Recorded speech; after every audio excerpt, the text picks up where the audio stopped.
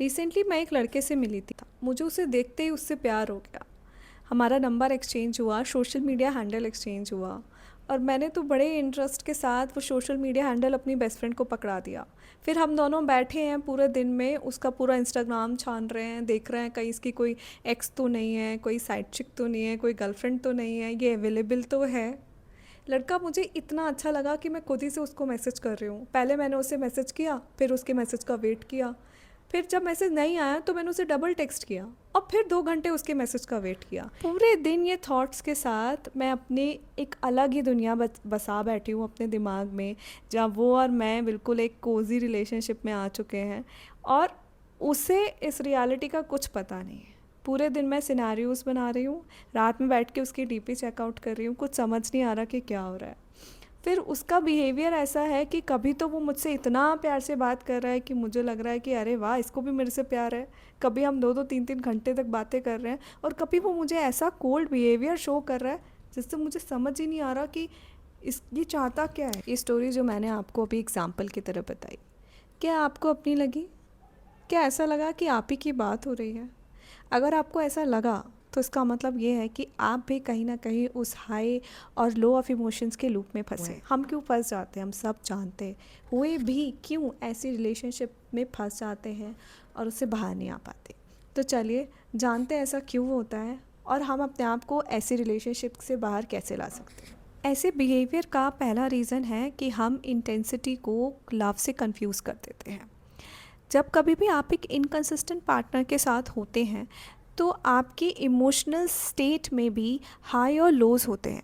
कभी आप बहुत खुश हैं, बहुत एक्साइटेड हैं, बहुत हंस रहे हैं, एकदम खुश खुश खुश लग रहे हैं, और कभी आप बहुत सैड हैं, नर्वस हैं, एंग्शियस हैं, आपको रोना आ रहा है, 2-3 दिन तक आप सैड ही हैं। तो ये एक सिचुएशन हो जाती है जहाँ आप इमोशनली हाई पे भी हैं, इमोशनली लो पे भी हैं। और ये पैटर्न बन जाने के बाद हमारे ब्रेन को लगता है कि ये जो इंटेंस इमोशंस हम फील कर रहे हैं, this is love. So we confuse intensity with the love. इसी सिचुएशन में the second reason is related to the brain and the unpredictability. Our brain get addicted to unpredictability. Let me tell you how. ऐसी unpredictable relationship में कभी आपको reward मिलेगा, कभी आपको punishment मिलेगी। जब कभी आपको एक रिवॉर्ड मिलेगा तो आपकी बॉडी एक डोपामीन नाम के हार्मोन को रिलीज़ करती है। अब ब्रेन, ये हमारा brain, it get hooked to that dopamine hormone. तो हमारा ब्रेन ऑटोमेटिकली उस रिवॉर्ड सिचुएशन को चेस करने लगता है। तो हमें लग रहा है कि हम शायद उस इंसान को चेस कर रहे हैं क्योंकि हमें वो बहुत पसंद है और हम बहुत अट्रैक्टेड हैं, बट इन अ वे हम एक ऐसी सिचुएशन को चेस कर रहे हैं जिसमें हमारी बॉडी वो डोपामीन हार्मोन रिलीज़ करे। हमारा थर्ड रीज़न सेल्फ वर्थ और रिजेक्शन से रिलेटेड है। काफ़ी लोग रिजेक्शन एक्सेप्ट नहीं कर पाते। वो जब उन्हें कोई रिजेक्ट करता है तो उन्हें लगता है कि मैं शायद किसी से कम हूँ, तो वो दूसरों को यहाँ और ख़ुद को यहाँ प्लेस कर लेते हैं, और यहाँ से यहाँ जाने की जर्नी में वो उन्हें चेस करते रहते हैं। जब बार बार कोई आपको रिजेक्ट कर रहा है तो ये एक क्लियर सिग्नल है कि शायद वो आप में इंटरेस्टेड नहीं है, और शायद आपको अपने सेल्फ वर्थ को उनके येस और नो से अलग हटा के देखने की ज़रूरत है। आपको अपना सेल्फ वर्थ उनके येस और नो से रिलेट नहीं करना है। अगर आपने ऐसा किया तो आप उनकी वैलिडेशन सीकिंग में उन्हें चेस करते रहेंगे। हमारा लास्ट रीज़न बहुत ही स्ट्रॉन्ग और इमोशनली डीप है। ऐसे लोग जो इन पैटर्न्स को रिकॉग्नाइज नहीं कर पाते, जो इन पैटर्न से बाहर नहीं निकल पाते, उनका एक पर्टिकुलर अटैचमेंट स्टाइल होता है जिसे एंग्शियस अटैचमेंट स्टाइल बोलते हैं। ये स्टाइल बचपन में ही बिल्ड हो जाता है। जब एक छोटा बच्चा हमेशा अपनी वर्थ को प्रूव करता है, हमेशा अपने आप को प्रूव करता है in order to get love, in order to get reward.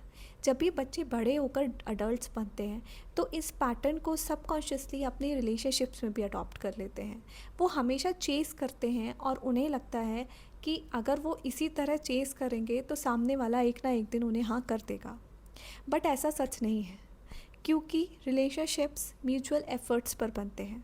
अगर आप अपनी तरफ से एफ़र्ट्स लगा रहे हैं तो सामने से भी आपको उतने ही एफ़र्ट्स मिलने चाहिए, तभी वो रिलेशनशिप बनेगा और तभी वो रिलेशनशिप चलेगा। जितने भी सक्सेसफुल रिलेशन हैं उसमें दोनों लोगों का mutual effort, mutual time, mutual emotions लगते हैं। प्यार के पिलर्स में से एक पिलर म्यूचुअल एफर्ट्स और विलिंगनेस का भी होता है। खुद से क्वेश्चन कीजिए कि क्या आप किसी के पीछे भाग रहे हैं, क्या आप किसी को चेस कर रहे हैं। मेरे बताए हुए रीज़न्स में से लिस्ट कीजिए वो कौन से रीज़न्स हैं जिसकी वजह से आप ऐसा कर रहे हैं। अकेले बैठिए, इंट्रोस्पेक्ट कीजिए और कुछ स्टेप लीजिए वहाँ से बाहर निकलने के लिए।